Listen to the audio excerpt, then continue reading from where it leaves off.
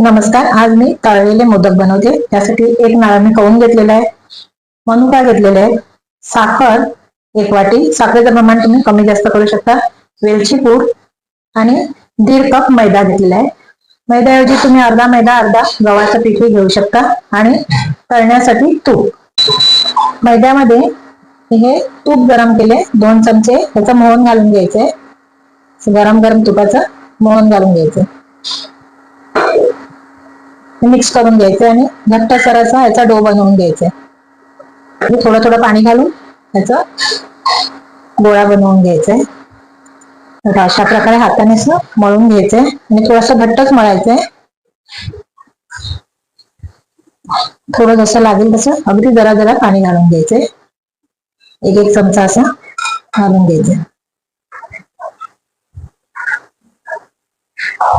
हा घट्ट असं मी मळून घेतलेला आहे. अगदी अर्ध्या कपापेक्षा कमी पाणी लागलं. आणि आता याला 15 मिनिटं रेस्टला ठेवतो. तोपर्यंत आता पुरण बनवून घेऊया, सारण बनवून घेऊया. मोदकाचं सारण बनवूया. त्यासाठी कढईमध्ये 2 चमचे एवढं मी तूप घालून घेऊ. तुपावर मनुका थोडसा पहिले परतून घेऊया.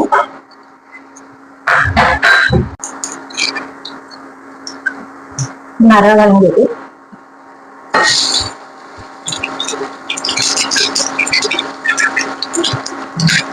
एक अख्खा नारळ मी किसून घेतलेला आहे. साखर घालून घेऊया. साखर तुम्ही तुमच्या आवडीनुसार कमी जास्त घालू शकता. वेलची पूड घालून घेते. त्यामध्ये तुम्ही ड्रायफ्रूट पण घालू शकता.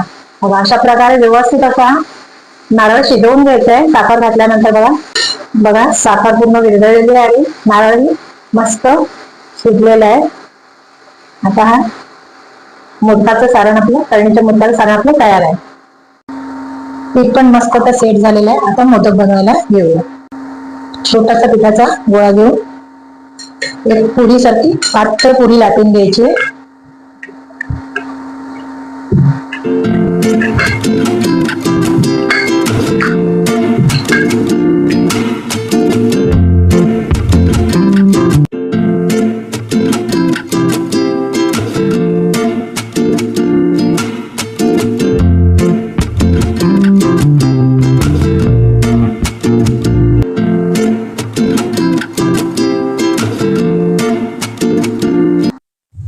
बघा आता मी मोदक बनवून घेतले. आता मी फ्राय करून घेते, तळून घेते. कढईमध्ये तूप गरम करून घेतलेलं आहे. तर तुपामध्ये मोदक तळून घ्यायचे.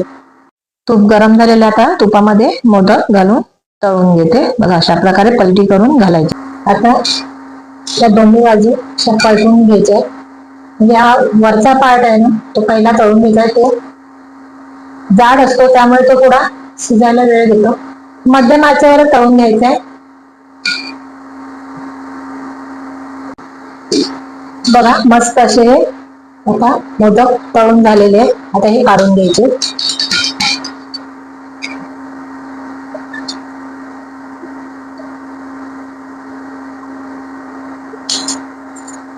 अशा प्रकारे मी आता सगळे तळून घेते. अशा प्रकारे दुसरेही तळून घेते. आणि तुम्ही माझ्या चॅनलवर नवीन असाल, माझे चॅनल सबस्क्राईब केलं नसेल तर सबस्क्राईब करा, लाईक करा. आणि असेच माझे नवनवीन व्हिडिओ येत आहेत, रेसिपीज येत आहेत, त्याही पाहायला विसरू नका. बघा मस्त असे हे मी तळणीचे मोदक बनवलेले आहेत. हे अशा पद्धतीने तुम्ही मोदक बनवा आणि कमेंट्समध्ये सांगा कसे झाले ते. मस्त असे हे कुरकुरीत तळणीचे मोदक